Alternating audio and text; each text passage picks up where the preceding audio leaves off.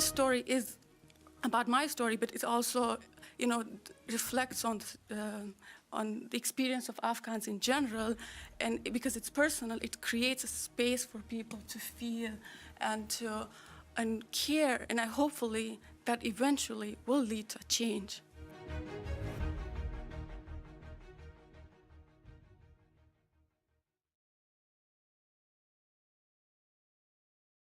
Good morning and welcome to Washington Post Live.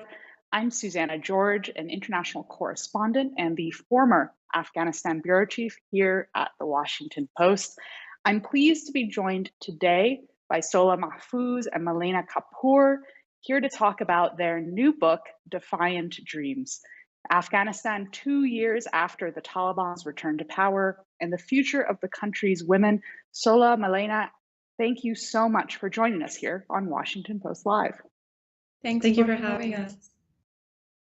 Sola, I'd like to start with you. You're currently a quantum computing researcher in the United States. You talk about your journey to this point. And I'd like to ask you, what is it that inspired you to teach yourself English and math? So at age 16, I did not know how to add and subtract. And that was because when I was 11 years old, I was forced to stop going to school. And from that day on, the restriction on my life only continued to increase. I left home only a couple of times a year. And whenever I did, I had to wear this suffocating burqa that covered me from head to toe. And meanwhile, my brothers were going to school. They were thriving academically, and I was deeply jealous of their life and how they were moving forward while I was stuck. And I think that made me ask a lot of questions that eventually, like, what's the meaning of life? Why is everything like that? And I think one thing that stopped making sense, then everything starts to stop making sense. And I think that questions led me to secretly start educating myself. And Defiant Dreams tell the story of how I went from not able to add and subtract, and in 3 years' time, learn math, college level calculus, physics, and eventually now I'm here at Tufts University in the US developing quantum algorithms. I'm always so inspired when I hear people tell the stories of teaching themselves English. I think it's really fascinating. And it's really interesting hearing about your story about how education allowed you a pathway out of a life that you just didn't feel like fit for you. Malaina, education is central to the story that this book tells. I wonder if you could help our audience today understand, why is it that the Taliban are restricting education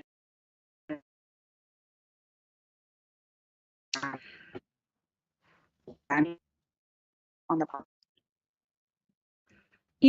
In 2021, there was this conversation in the United States basically about this Taliban 2.0, and there was a lot of discussion around the fact that this Taliban was interested in economy, in joining the international order, in maybe guaranteeing some women's rights. And for as long as Afghanistan was in the news here, that was the story of the Taliban that we heard. And it's really only after the world's eyes turned away from this situation that we then saw this systematic rolling back of core freedoms for women, which really harkened back to the Taliban of the 90s and the 2000s that we had all been familiar with. And so I really do think that, especially on this anniversary, it's important to acknowledge what has been happening in Afghanistan, how the story has differed from the one that was often painted in the media in 2021, and to really acknowledge over the past 2 years just how much Afghan women have lost.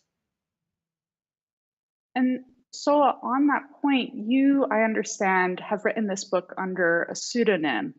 Can you explain a little bit why you made that choice? And my guess is that it would connect to a lot of the security concerns that many Afghans still face to this day. Yeah, exactly. And, the important point for me was to tell the story because, I feel like Afghanistan is very seen mostly through journalistic views. And I think that we see generally, Afghanistan is one of the worst countries to be a woman, but that doesn't tell you how it feels on a daily basis, the emotions, the hopes and dreams, that's all taken away from women. And through telling my story, I wanted to create this window so that people can feel, and though it's me overcoming a lot of challenges, but it's also like shedding light of, you know, just to get an education, what women go through. Malaina, how did you two first meet, and how did the idea to write this book come about?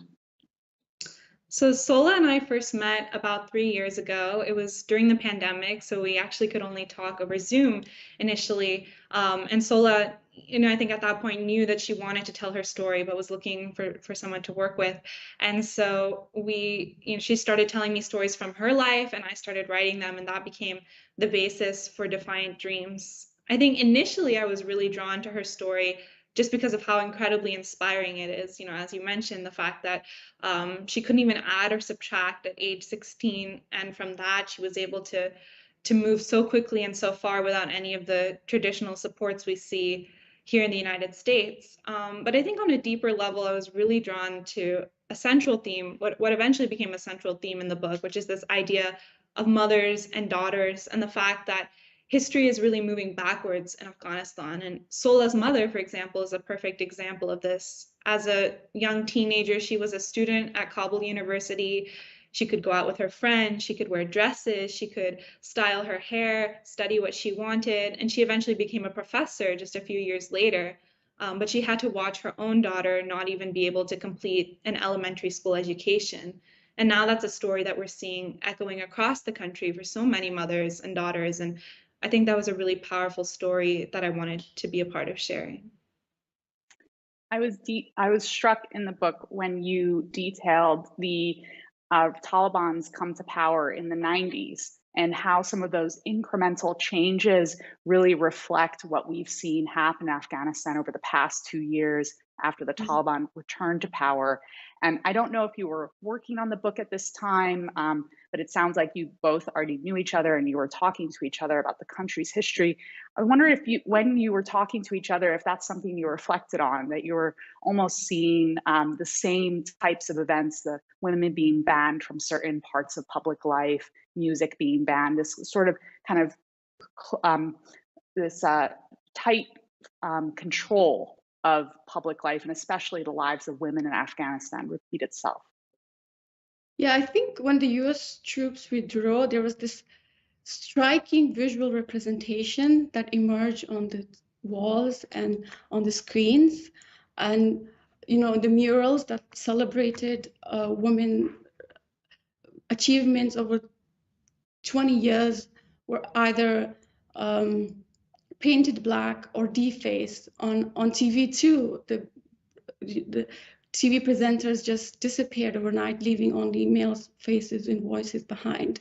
And over those 2 years now, there have been 50 edicts in place to infringe every rights of women, from going to school to working and to basic things like going to parks.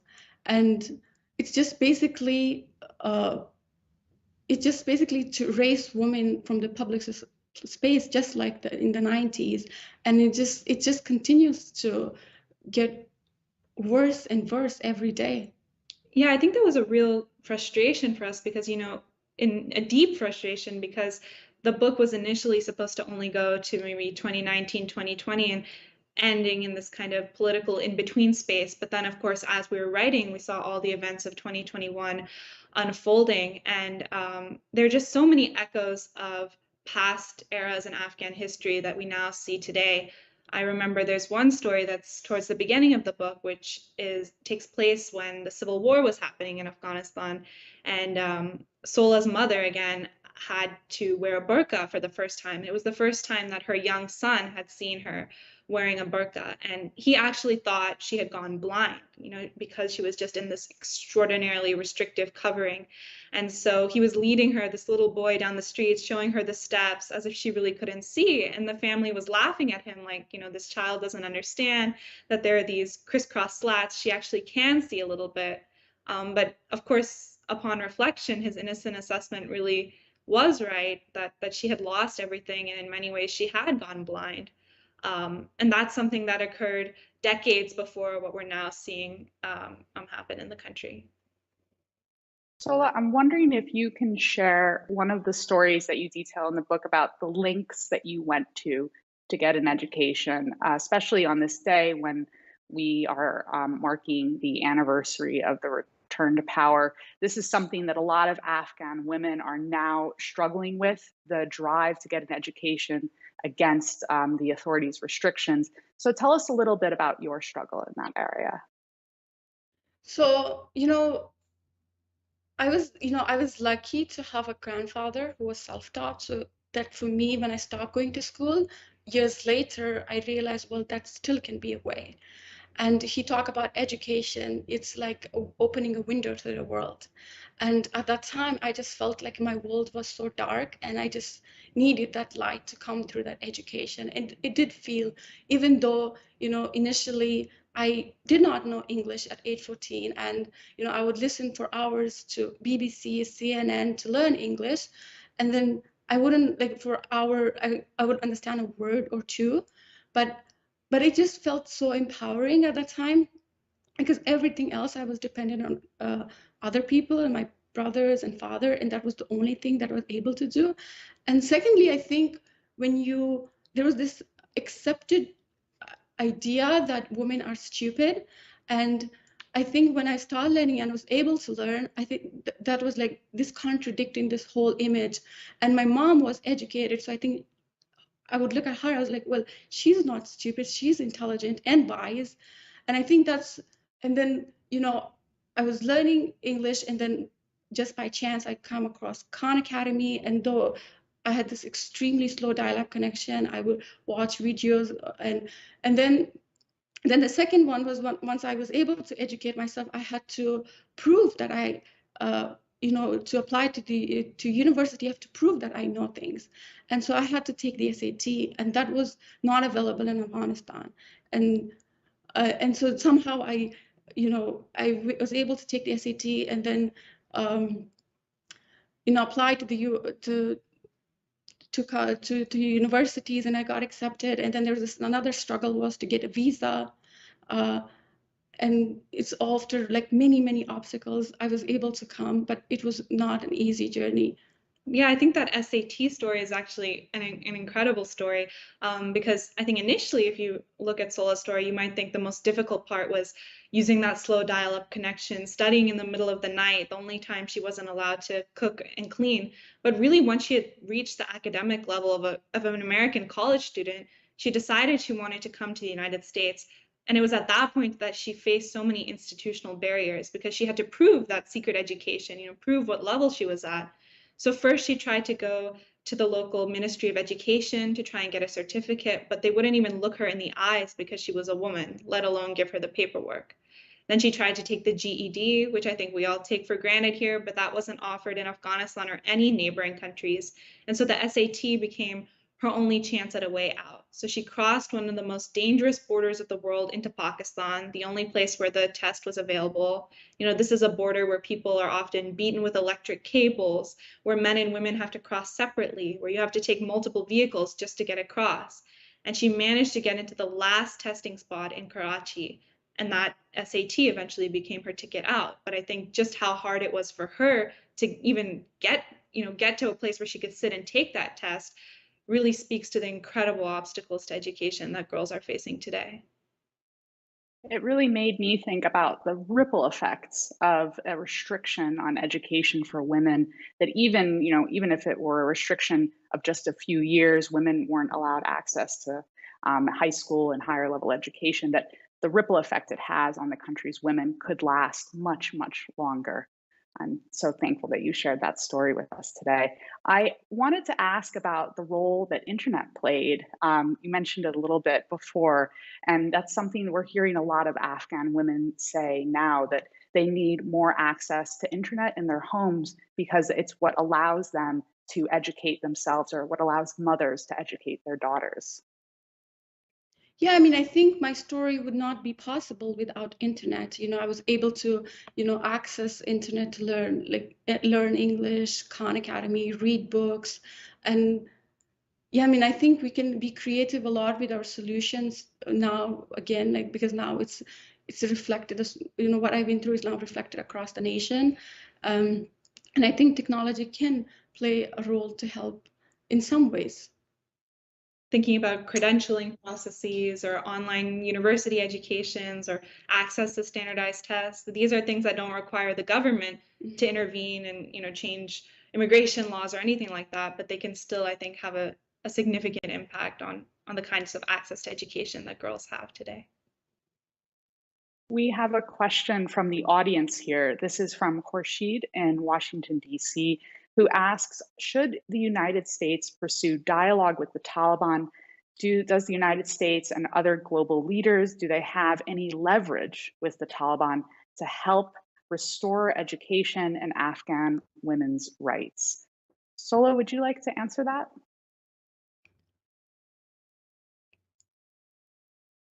It's a complicated question. I know. Yeah, it's a difficult question. We've talked about is that idea that when the U.S. does start to engage in some dialogue, as we've seen over the past couple of months, sometimes it can feel like the stories of women and the experiences of actual Afghan women are lacking.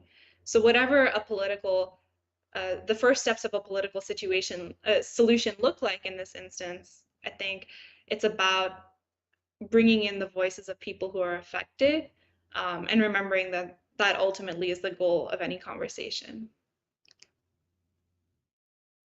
Thank you so much. We have another question from the audience here. It's Pamela in Florida, and she asks, what's the most impactful action that people can take to assist the women of Afghanistan? And this is a question that I get a lot from people who read the stories that I have written from Afghanistan. They want to know how it is that they can help, if they can help at all. Sola, do you want to try to take that one? I think from what I mostly hear from Afghan women, they say, just don't forget us. Just don't make it seem like it's normal. Don't make it this normalized. Like, okay, Afghanistan, everything is bad. And we just like, okay, it's a hopeless situation. There's nothing can be done. And I think there needs to be a continuous, like, we should shine light on their stories and make their voices heard and their stories heard. Malaina, you recently had a piece about the Taliban's closure of beauty salons in Afghanistan. I think this is an aspect of life there that is often misunderstood.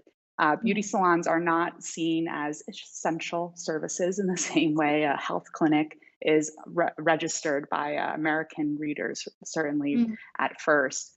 But beauty salons do offer women a rare place in public that's not, or at least, a step or two removed from public. That's not, their family's home where they can gather and speak to one another. Do you want to tell our viewers here today, why is it important that beauty salons are no longer available to Afghan women? Sure. Yeah, I think you make an excellent point that I was also thinking about in putting together that piece, that sometimes when you're flipping through a newspaper or something, the closure of beauty salons doesn't maybe immediately strike you as the most pressing issue. But the reality is that beauty salons in Afghanistan had become one of the last places that women could gather freely. They also were a huge source of income for women who didn't have men in their families, or women who just, of course, needed to bring in more income, especially with the state of the economy in that country today. And really beyond that, I think, more philosophically, when you take away a woman's education, when you take away her identity in terms of her job and her position within the workplace, really the way she looks does become one of the last markers of individuality. So beyond taking away a physical space in that moment, the Taliban really demonstrated their will to erase women and erase their presence and their uniqueness. And I think that's really what that ban stood for. That's an interesting point you make about an income source. One of the Mhm. things that we don't often immediately think about when we hear about the closures of schools and universities for women is it's not only, it's the education of many women, but it's also women who are in teaching and professor positions who are losing their jobs, a career that they have probably fought very long against great odds in order to be able to achieve. One of the things, Sola, that I was really interested in the book is that you really trace the country's history through your family's history, and you talk about the women in your family at these different markers of Afghanistan's history. And I wonder, thinking back on the lives that your mother and grandmother led, how do you feel about this phase of Afghanistan's history and the future of other women in your family moving forward? I think it's even when I was, I would hear my mom's story, I would just felt like she was just talking about another country. And I think it's yeah, it just tells like I think it's just so devastating to feel. One of the reason I wanted to tell the story was to say like Afghanistan was not always like that. It could have been different. And now, I mean, it's very, I'm still trying to understand, and it's just hard to like what women could do. And now it's like, but just generation after generation, because of the political situations, the schools are closed on their face and they will never be able to see what they can do. And with my own education, like the more I learn, the more I mourn of what, what Afghan women can do, but they will never realize that they will ever be able to do any of the things. I do think that your story offers an amazing amount of hope with it as well. Against all odds, you were able to secure an education for yourself. And, that speaks to your drive and your desire to do more with your life. And I think it also speaks to the character of the country that you're from. And so I know that this is, definitely a difficult day for you. And we've seen a lot of setbacks to women's rights in Afghanistan. But I do feel like your message is also one of hope for Afghan women. Malaina, is that something that you've also felt as you were working on this project together? Absolutely. I mean, I think a central goal for us was that idea of how do we reject notions of passivity and victimhood that are often placed on Afghan women. And the reality is that Sola's rebellion was one of education, and that luckily there was so much luck involved that led to a way out for her.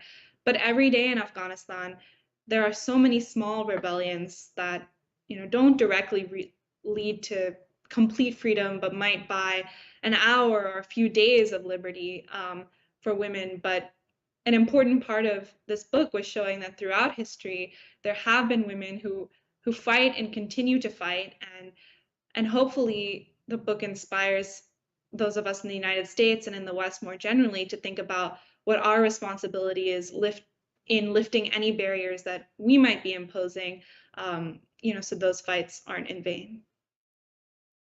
And Sola, do you have a message that you would like to share with the girls and women in Afghanistan who are struggling with a lot of the same struggles that you had to get an education or to expand their lives? I think I don't have a message for Afghan women because I think they are the ones who inspired me the most. They continue to, protest. To a lot of them continue to say, as long as we breathe, we're gonna educate ourselves. But I do have a message to the world is that just don't stand. A lot of the time, they do stand on the way of solution. For example, when I was taking, I got accepted to the university, but when I was applying for visa, in like at that time, a Kabul embassy, U.S. Kabul embassy, and the visa officer just said to me, "Well, I don't think you're going there just to get an education." And I think the world really needs to shatter the narrow view that they see the Afghan through. And yeah, I think that is my message to the world. Well, I'm so glad that you shared your story with us today because that is one way in which you are telling other people the stories about your country that you hope that people would see first when they're thinking about accepting the visa application for a young Afghan student. Thank you so much to both of you for joining us here today. Thank you for having us. We're just about out of time and we'll have to leave it there. Sola, Malaina, we really enjoyed having you so much at Washington Post Live. And thank you to everyone who's watching. To learn more about our upcoming programming and to register, please go to WashingtonPostLive.com. I'm Susannah George. Thanks again.